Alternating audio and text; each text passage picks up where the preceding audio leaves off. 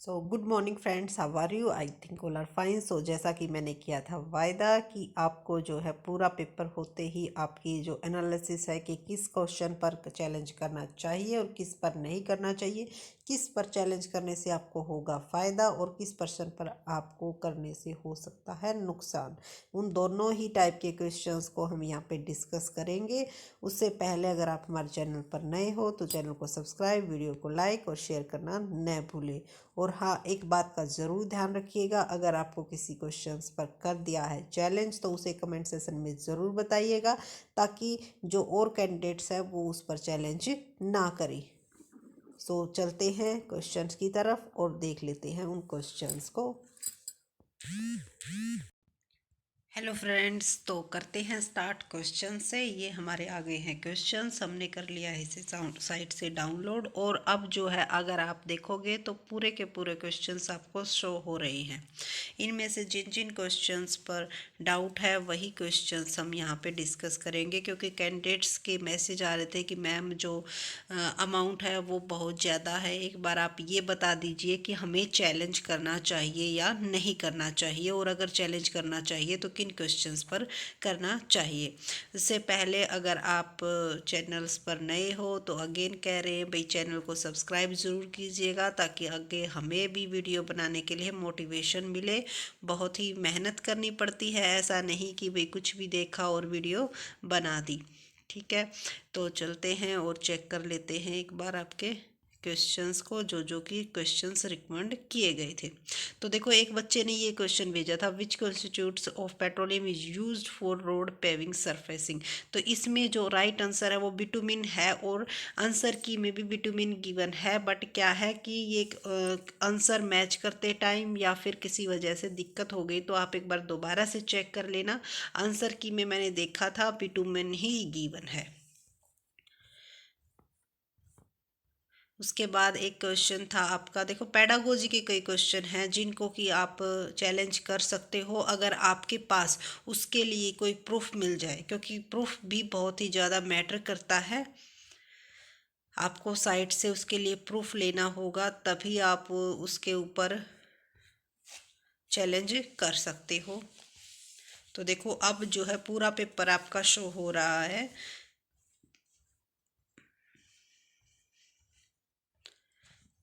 Minute, हाँ, एक ये क्वेश्चन था, what is the best way to enhance learning. ठीक है, कि लर्निंग को बढ़ाने के लिए सबसे बेस्ट मेथड कौन सा है। तो जो हमारी आंसर की में गिवन है वो फोर्थ गिवन है, use ICT tools and digital game based method. लेकिन हमें स्टार्टिंग से ही देखो पढ़ते आ रहे हैं कि एक्टिविटी मेथड से, अगर एक्टिविटी करवा के बच्चे से सिखाया जाता है तो उससे उसकी लर्निंग और भी ज़्यादा बढ़ती है। कोई भी चीज़ हो, अगर हम इंटरव्यू के टाइम पे भी अगर तैयारी कर रहे हैं तो वहाँ पर भी हमें यही कहा जाता है कि बच्चे को ज़्यादा से ज़्यादा एक्टिविटीज़ में इन्वॉल्व कीजिए आप। ठीक है, उससे तो इसका जो आंसर है, आई थिंक राइट जो है आंसर ऑप्शन नंबर थर्ड होना चाहिए। और जो भी आपकी ओपिनियन है वो भी आप जो है कमेंट में ज़रूर बताइएगा कि मैम ये होना चाहिए या नहीं होना चाहिए। और किसी क्वेश्चन पर अगर आपको डाउट लगता है तो आपको भी जो है कमेंट सेशन के ज़रिए बताना है। कि ये क्वेश्चन था, the following would form better learning space in school. निम्नलिखित में से विद्यालय में बेहतर अधिगम प्रवेश का सर्जन होगा। तो जो इसमें आंसर गिवन है वो डिजिटल लैब है। देखो, जो क्वेश्चंस जिसने बनाए हैं उसका डिजिटल पर ज़्यादा फोकस है, लेकिन क्लासरूम में भी बेटर लर्निंग होती है। अगर मेन जो हमारा होता है वो फील्ड तो क्लासरूम ही होता है। आई थिंक जहाँ तक हमारा मानना है, अगर आपको इसके लिए मिल जाता है बेटर प्रूफ तो आप इसको अपने प्रूफ के बेस पे इसको कर सकते हो आप चैलेंज। उसके बाद थर्ड क्वेश्चन हमारा था, ये क्वेश्चन है, ये तो आप अगर नेट पे भी सर्च करोगे तो भी आपको मिल जाएगा। अगर आपने आंसर लगा रखा है मोरल एजुकेशन, देखो हिडन करिकुलम तो होता ही, लेकिन अगर मोरल एजुकेशन में आप जाओगे तो उसका अगर आप एग्जाम्पल देखोगे तो ये एग्जाम्पल आपको मिल जाएगा कि भाई इमोशनल टचमेंट है या फिर किसी की हेल्प करना है, तो वो आपकी मोरल एजुकेशन का पार्ट हो जाता है। तो इसको भी आप चैलेंज कर सकते हो। इसका आंसर ऑप्शन नंबर सेकंड आपको वहाँ पे नज़र आ जाएगा। अगर आप मोरल एजुकेशन के एग्जाम्पल देखोगे तो इस टाइप के एग्जाम्पल आपको वहाँ पे मिल जाएंगे। उसके बाद नेक्स्ट क्वेश्चन, तो कई क्वेश्चंस हैं आपके इसके पेडागोजी के, तो हमें इतनी ज़्यादा नॉलेज नहीं है, तब भी हमें मतलब इन पर डाउट लग रहा है। तो जिसको बेस्ट नॉलेज है वो और भी एक दो इसमें से जो है क्वेश्चंस बता सकता है। आप भी बता सकते हो ऑब्जेक्ट जो है कमेंट के थ्रू। और इसीलिए इस वीडियो को बनाने का पर्पस भी यही है कि क्वेश्चंस का पता चल जाए भी। बच्चे हज़ार हज़ार रुपये लगाएंगे और उसके बाद अमाउंट जो है, क्योंकि रिफंडेबल तभी होता है जब आप का जो ऑब्जेक्शन है उसको एक्सेप्ट कर लिया जाता है। अगर एक्सेप्ट नहीं होता है तो वो अमाउंट भी आपका रिफंड नहीं होगा। ठीक है, इस चीज़ का ज़रूर ध्यान रखिएगा। तो चैलेंज करते हो तो पूरी श्योरिटी के साथ ही आप जो है, और ज़्यादा से ज़्यादा हो सके तो एनसीईआरटी बुक्स का आप यूज़ कीजिए प्रूफ के लिए। उसके बाद है ये आपका the following tool to achieve intending learning outcomes. देखो क्वेश्चंस में गिवन है, आंसर की में गिवन है लेसन प्लान। लेसन प्लान भी हो सकता है बट ऑडियो विजुअल प्लान से एड्स, क्योंकि इसको हम एक यहाँ पे एक टूल्स मेंशन है, तो एड्स जो ऑडियो विजुअल होती हैं उनका भी हम टूल्स के बेस पे ही यूज़ करते हैं। किस लिए? ताकि जो हमारा आउटकम है वो बेस्ट आ सके। तो यहाँ पर हमारा मेन पर्पस है कि भाई अपने आप को राइट प्रूफ करना। तो ये दोनों ही ऑप्शन इसके राइट प्रूफ किए जा सकते हैं, यानी कि सभी को इसके बोनस अंक मिल सकते हैं अगर इसको एक्सेप्ट कर लिया जाता है। उसके बाद है अगला नेक्स्ट क्वेश्चन आपका।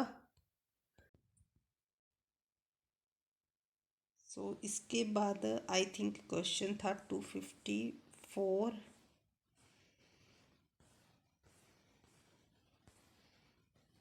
देखो mood swimming of the child indicates, तो अगर आप मूड स्विमिंग एग्जाम्पल देखोगे तो हमारा जो है ये दोनों का ही इशू आता है, mental health issue and physical alignment. ये स्पष्ट लिखा हुआ है कि ये जो एग्जाम्पल है ये दोनों ही चीज़ों का है, दोनों ही सेम ही पार्ट्स होते हैं। तो इसके जो आंसर हैं ऑप्शन नंबर सेकंड और थर्ड दोनों ही राइट है, मूड स्विमिंग। क्योंकि अगर इसको आप सर्च करोगे सबसे ऊपर ही मिल जाएगा physical element and mental health issue.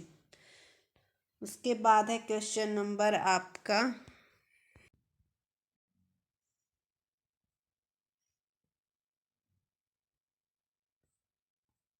ये 257।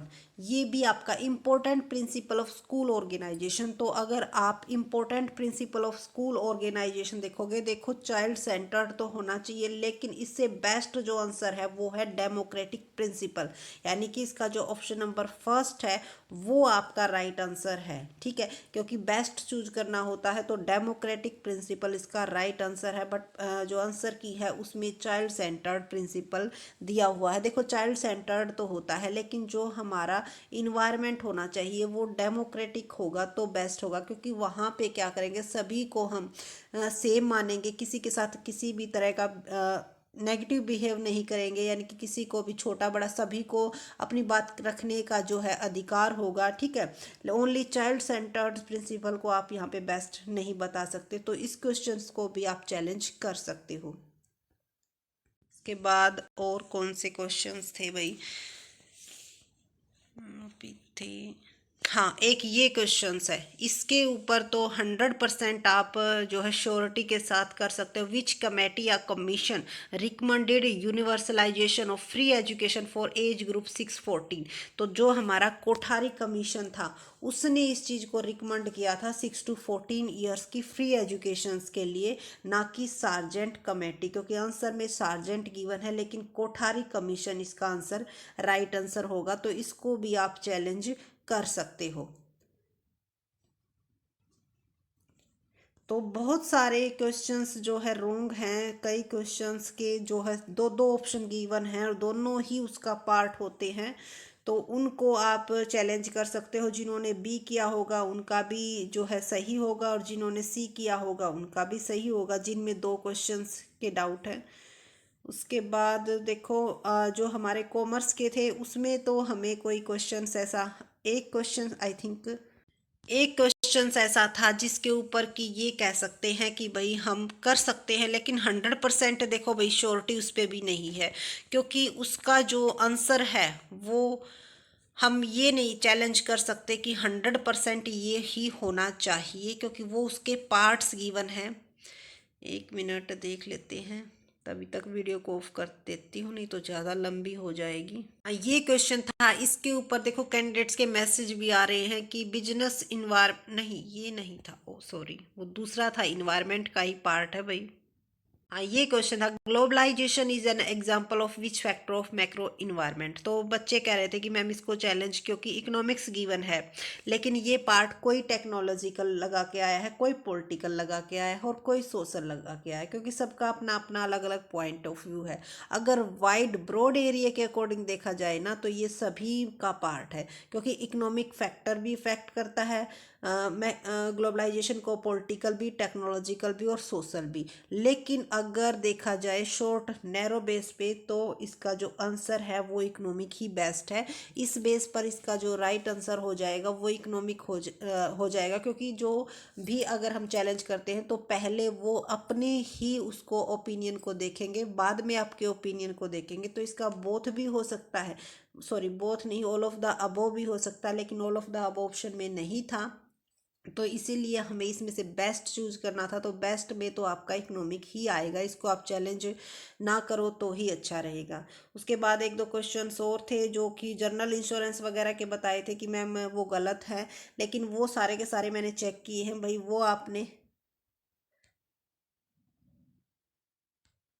आपने अगर देखने में गलत हुई हैं या पता नहीं क्या प्रॉब्लम है, लेकिन जो भी आंसर थे वो बिल्कुल राइट गिवन थे। आपके जनरल इंश्योरेंस का एक पार्ट था वो पूछा गया था, वो बिल्कुल सही दिया हुआ है भाई, लाइफ इंश्योरेंस जनरल इंश्योरेंस का पार्ट नहीं होता है, और एक का आंसर ही लाइफ इंश्योरेंस था। और एक क्वेश्चंस और था जो कि कैंडिडेट्स पूछ रहे थे कि मैम इसको चैलेंज करें या न करें, वो था आपका फाइनेंसिंग का था शायद, एक मिनट देख लेते हैं फिर याद आ जाएगा।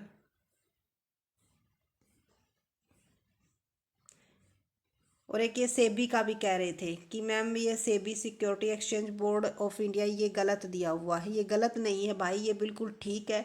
Security exchange of board of India financial market को रेगुलेट करती है। कई बच्चे ये कह रहे थे कि मैम आरबीआई आना चाहिए, देखो रिजर्व बैंक ऑफ इंडिया है वो फाइनेंशियल जो इंस्टीट्यूट्स है उनको रेगुलेट करने का काम करती है, लेकिन अगर फाइनेंशियल मार्केट आ जाए तो मार्केट को कौन करता है regulate? Security exchange and board of India, जिसको कि आप सेबी के नाम से जानते हो। तो चैलेंज करने का बिल्कुल भी फायदा नहीं है, 1000 रुपये आपके पानी में ही जाएंगे इस क्वेश्चन को अगर आप चैलेंज करते हो तो।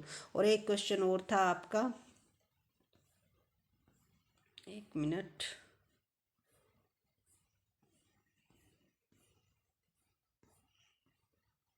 तो ये सभी क्वेश्चंस हैं उनके आंसर तो बिल्कुल राइट गिवन है। वो तो हमारी ही बेवकूफ़ी थी जो कि हमने इतने इजी इजी क्वेश्चंस को मिस कर दिया, क्योंकि अच्छी तरह से पढ़ा नहीं, जल्दबाजी में पता नहीं कैसे इतने इजी क्वेश्चंस दिए हुए थे और फिर भी उसमें गलती खा गए। इतने मतलब जितना स्कोर होना चाहिए था उतना नहीं कर पाए। बट नेक्स्ट टाइम इस चीज़ का ज़रूर ध्यान रखिएगा, सभी के साथ ऐसा ही हुआ है। इजी मान के बहुत सारे जो इजी इजी क्वेश्चन हैं उनको गलत कर दिया, और अब बाद में देख के भी हंसी आ रही है कि ऐसे ऐसे क्वेश्चंस गलत कर दिए जो कि हमें नहीं करने चाहिए थे। एक मिनट, वो आपका क्वेश्चन था आपका dividend paid by A finance company, इस पर बहुत ज़्यादा इशू चल रहे थे बच्चों के कि मैम ये ऑपरेटिंग का पार्ट होना चाहिए, फाइनेंस का पार्ट नहीं होना चाहिए।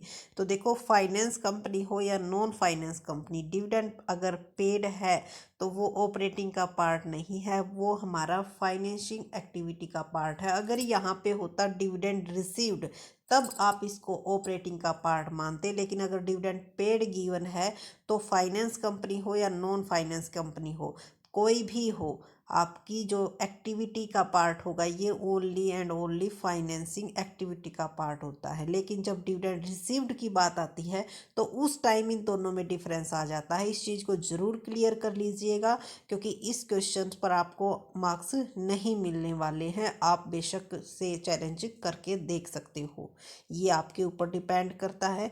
अब आपको किस क्वेश्चंस को चैलेंज करना है, किसको नहीं करना है, अकॉर्डिंग मी जो भी मुझे लग रहा था मैंने आपको फुल जो है क्वेश्चंस पेपर का एक ओवरव्यू आपको दे दिया है कि भाई किन किन क्वेश्चंस को, पेडागोजी के कौन से क्वेश्चंस हैं जिनको आप चैलेंज कर सकते हो, और जिनको भी आपको ये लगे कि 100% श्योरिटी है, जिसका आपको प्रूफ मिल जाए और वो प्रूफ आपका एनसीईआरटी का हो तो द बेस्ट होगा, या फिर किसी रेपुटेटेड आपकी जो राइटर्स है उसका होना चाहिए। ये नहीं कि कोई भी ऐसी ही बुक है और उसका आपने दे दिया, उसका प्रूफ नहीं माना जाएगा। तो इस चीज़ का ज़रूर ध्यान रखिएगा। और चैलेंज आप कर सकते हो, ऐसी नहीं है कि भाई मैम ने मना कर दिया तो चैलेंज करके आप देख लेना आपको मार्क्स मिलेंगे या नहीं मिलेंगे। So thank you so much. अगर वीडियो अच्छी लगी तो लाइक शेयर एंड सब्सक्राइब करना न भूले। और हाँ, अगर आप किसी क्वेश्चन के ऊपर चैलेंज करते हो तो ज़रूर वीडियो के डिस्क्रिप्शन बॉक्स में कमेंट बॉक्स में ज़रूर बताएं, ताकि और कैंडिडेट्स जो हैं वो उसको चैलेंज ना करें। और क्योंकि एक अगर पर्सन चैलेंज करता है तो उसका अगर उसको एक्सेप्ट कर लिया जाता है तो सभी जो भी जितने भी कैंडिडेट्स हैं सभी को उसका बेनिफिट मिलता है। तो आपका जो अमाउंट है वो रिफ़ंड हो जाएगा। वो तब होगा जब आपको उसका जो है ऑब्जेक्शन जो आपने लगाया है वो उसका एक्सेप्ट कर लिया जाएगा, नहीं तो अमाउंट आपका रिफ़ंड नहीं होगा। इस चीज़ का ज़रूर ध्यान रखिएगा। So thank you so much. Video अच्छी लगी तो लाइक शेयर एंड सब्सक्राइब करना न भूले। और कोई भी आपकी जो भी सजेशन है आप कमेंट सेशन में ज़रूर बताइएगा। Thank you so much. और अपना सपोर्ट और अपना प्यार इसी तरह बरकरार रखिएगा। Thank you so much.